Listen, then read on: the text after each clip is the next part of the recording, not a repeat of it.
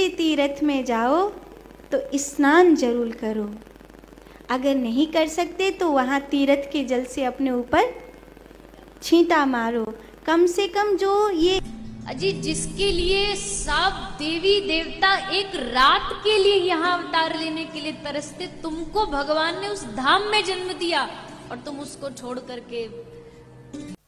तीर्थ में जाने से मन, बुद्धि, चित्त, चेतना, गति, मति, गुण, धर्म, प्रकृति में संगति आ जाती है, चित्त में शुद्धि आ जाती है, जो बड़ी चीज है। चरण तीर्थ की तरफ जाते हैं भगवान, उस हृदय में आप वास करना कभी भूले नहीं। उस हृदय में आप जरूर रहें जो तीर्थों में जाने के लिए लालायित रहते और सच मानिए। जैसे आपने कल तक जितने भी पाप किए होंगे, आज आपने ब्रजरज में लोट लगाई, समाप्त। अब यहां से जब जाके दोबारा पाप करोगे तो फिर संग्रह शुरू हो जाएगा, लेकिन अब तक के पाप समाप्त। इसलिए साल में जब भी अवसर मिले तीर्थ करते रहना चाहिए, क्योंकि पाप तो हर दिन होंगे। गाय का झरण लेकर शरीर को मल के स्नान करो, बड़ा पुण्यदायी स्नान। और जौ तिल मिला के डालो तो कहना ही क्या, पाप नाशक स्नान हो जाए। कि गंगा में स्नान करना चाहिए। वैसे तो दर्शन गंगे तौ दर्शनात् मुक्ति, दर्शन करने मात्र से मुक्ति मिल जाती है, लेकिन स्नान कर ले तो कहना ही क्या। इस गंगा नहाने से भगवान की प्राप्ति होती है, शुद्धि होती है। और जब पाप मेरे ऊपर बढ़ जाते हैं, तब मैं अपने पाप को धोने के लिए ब्रज आता हूँ और ब्रज की माटी में लौटता हूँ, ताकि इस ब्रज की माटी में झड़ जाए।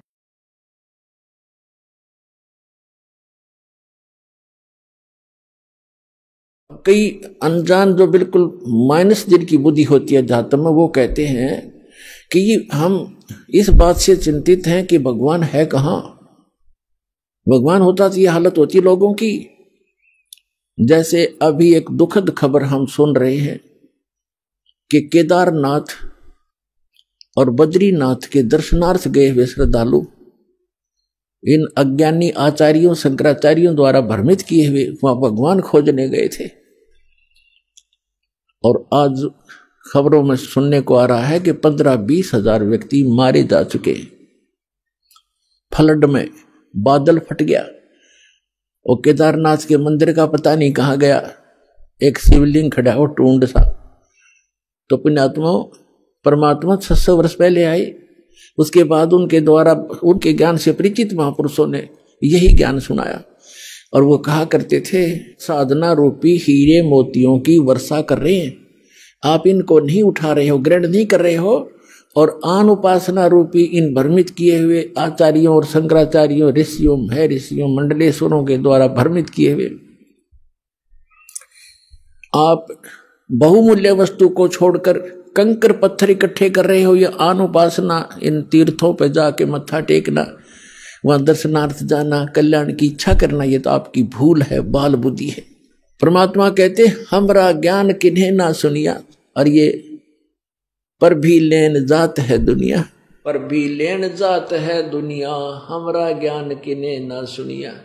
ये पर भी लेने के लिए वहां जाते हैं बूढ़ी आत्मा, कोरा पाप इकट्ठा करके लाते हैं, क्योंकि वो शास्त्र विरुद्ध साधना किसी भी पवित्र सदग्रंथ में कहीं पर भी इन साधनाओं का आदेश नहीं है, निर्देश नहीं है।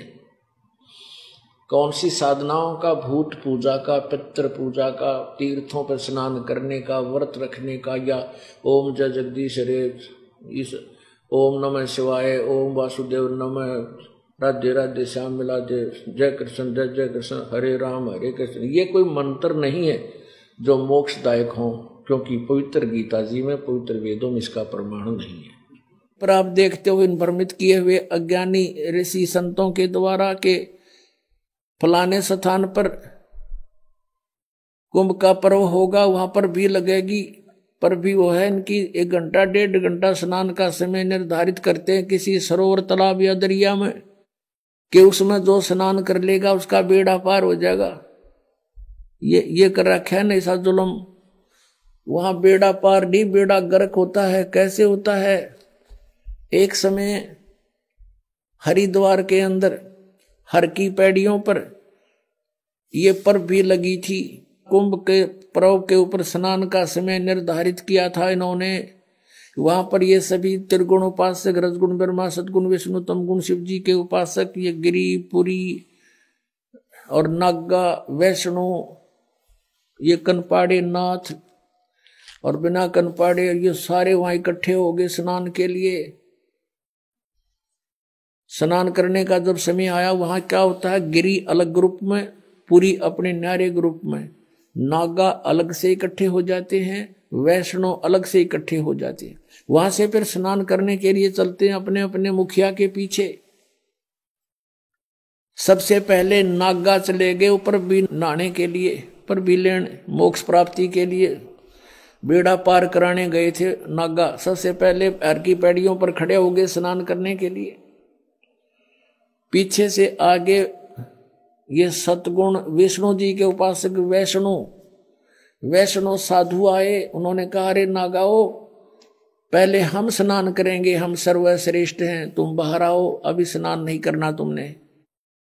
वो तैयारी पकड़ रहे थे स्नान करने की। नागा कहने लगे, नहीं, हम सर्वश्रेष्ठ हैं, हम त्यागी और बैरागी हैं, हम कोई वस्त्र तक भी नहीं तन पर रखते, हमको नी इच्छा फिरते हैं, हम सर्वश्रेष्ठ हैं, हम प्रथम स्नान करेंगे। अब वैष्णो साधुओं ने कहा कि तुम बाहर आ जाओ नागो, तुम काहे के श्रेष्ठ हो, तुम नहाते ना धोते, राख लपेटे फिरते हो, सरड फड़ तुम टट्टी के हाथ भी नहीं धोते, और तुम काहे के श्रेष्ठ हो, बाहर आओ, हम प्रथम स्नान करेंगे। इस बात का दुख माना उन्होंने, नागाओं ने, और दोनों आपस में झगड़ा शुरू हो गया। वैष्णो साधुओं का, सतगुण विष्णु के उपासकों का, और तमगुण शिव जी के उपासक नागाओं का आपस में लठ बाज गया, झगड़ा हो गया। और वहां लगभग 25,000 ये त्रिगुणोपासक कटका मर गए वहां पर भी लेन गए थे, बेड़ा पार करान हो गया, बेड़ा गर्क। तो यहां परमात्मा कहते हैं, तीर तुपक तलवार कटारी, जमदड़ जोर बधावे हैं, हर पैड़ी हर हेत न जाण्या, वाजा करद चलावे हैं। काटे शीस नहीं दल करुणा, ये जग में साध कमावे हैं, और जो जन इनके दर्शन को जावे, उनको भी नरक पठावे हैं। काटे शीस नहीं दल करुणा, और ये जग में संत को आवे हैं, हर पैड़ी हर हेत नहीं जाना, वाजा तेग चलावे हैं। हर की पैड़ी कहें, भगवान का स्थान कहो, भगवान की छाती पर ये कुकर्म कर दिया, 25,000 कटके मर गए। लेली पर भी टिंडे वहां पर, ये है इनके तीर्थ स्थान नहाने के। और किसी को मना करता है तो इन्होंने हमारी तो भावनाओं को ठेस पहुंचा दिया। अरे ये कोई भावना हुई? अब जैसे कोई बालक, कोई बिजली का तार टूटा पड़ा है, उसमें स्पार्किंग हो रही है, बच्चा उसको आतिशबाजी जानकर पकड़ने जा रहा है, और कोई बुद्धिमान व्यक्ति उसको देख रहा है, उसको भागकर उठाकर उस बच्चे को उसकी जान बचा देता है। बच्चा रोता है क्योंकि उसकी भावनाओं को ठेस पहुंचा है। वो तो उसको पकड़ना चाहता था, और उसको पता था उस भद्र पुरुष को कि ये मर जाएगा, तो उसकी भावनाओं को वहां ठेस पहुंचाना अनिवार्य था। तो इस दास का उद्देश्य यही है, इसको अगर तुम ठेस मानते हो तो ठेस सही, पर तुम्हारी जान बचेगी ना, सारी बिरान मट्टी होगी आपकी, क्योंकि शास्त्र विरुद्ध साधना करके। पुण्यात्माओं, विचार करो, इस ज्ञान से आपको महसूस होगा कि सचमुच यह गलती भारी बन गई थी। जैसे हम देखते हैं अपने हरियाणा में, राजस्थान में, उत्तर प्रदेश में विशेषकर, तो क्या करते हैं, सावन के महीने में और कावड़ लेते हैं ये भोली आत्मा भ्रमित, और पैदल आते हैं। सूक्ष्म वेद में लिखा है कि सामन सैल न कीजे, राजा योगी बैठ पतीजे। सामन में इतना पाप होता है जीव को भ्रमण करने का, सैर सपट्टे करने का, इतना सारा साल में नहीं होता। क्यों? क्योंकि सामन में आप देखते हो छोटे मोटे कितने जीव जंतु उत्पन्न हो जाते हैं, और सब भर जाती है पृथ्वी। और उस समय में ये कावड़ लाने की शिक्षा दे रखी है, तो वहां से लेकर वहां तक अरबों खरबों जीवों को मार डालते हैं। तो यहां परमात्मा कहते हैं कि तीर्थ बाट चले जो प्राणी, बाट माने यात्रा, जो तीर्थ यात्रा पर जाता है सो तो जन्म जन्म उर्धानी, उसके तो इतने पाप इकट्ठे हो जाएंगे असंग जन्मों तक भी वो भोगे पार उसके पूरे नहीं होंगे। पाइया गंगा जल लेकर आऊं, वो बता भगवान शिव जी का उस गंगा जल का भूखा है और नाम लेते नहीं भगवान का, बम बम महादेव भी ना कहते हुए बम बम बम बम, अब उन कोई नो कहनी है बम, बम का नाम भी बुंडा, और वो मानने इसने मंत्र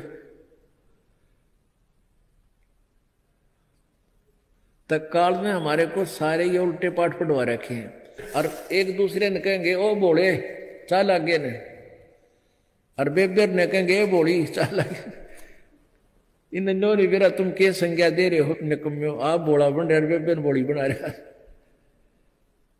तो इसे हम कति ऐसे हो गए भक्ति में, कति -0 में पहुंच गए। भगवान उस गंगा जल का भूखा नहीं है, ये भगवान शिव के लोक से गंगा आई है। वो तो ठाट से नहाते धोते वहां पर, ये पत्थर की मूर्ति पर 250 ग्राम पानी चढ़ा के, और ये मोक्ष मानते हो? नहीं, ये आपकी श्रद्धा है लेकिन इससे कोई लाभ नहीं है। अब आपके पास क्या शेष बचेगा? वो पाइया पानी लाए थे तो पत्थर की मूर्ति पर डाल दिया, और आपके पास क्या बचा?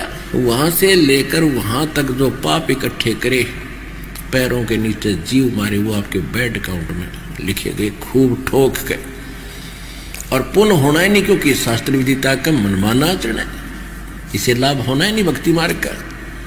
फिर भी क्योंकि इस मार्ग इस ऐसी साधनाएं कोई भी कर रहा है, वो भगत करते हैं, वो पूर्व जन्म के संस्कारी हैं, उनकी भक्ति प्रेरणा अंगड़ाई लेती है, वो रुक नहीं सकते, जैसा मार्ग मिला वो चल पड़े। राजन, यह निश्चित है कि तीर्थ देह संबंधी मैल को धोकर साफ कर देते हैं, किंतु मन के मैल धो देने के लिए उनमें शक्ति नहीं है। वाह भाई वाह। चित्त शुद्ध तीर्थ गंगा आदि तीर्थों से भी अधिक पवित्र माना जाता है। ये चित्त शुद्ध तीर्थ, ये सत्संग है परम संत का। यदि भाग्यवश चित्त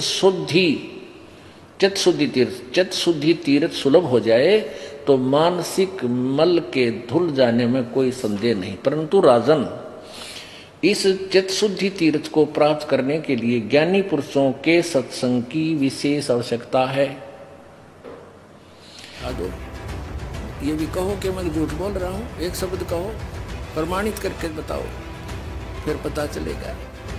मूर्ख बना दिया सारे संसार को।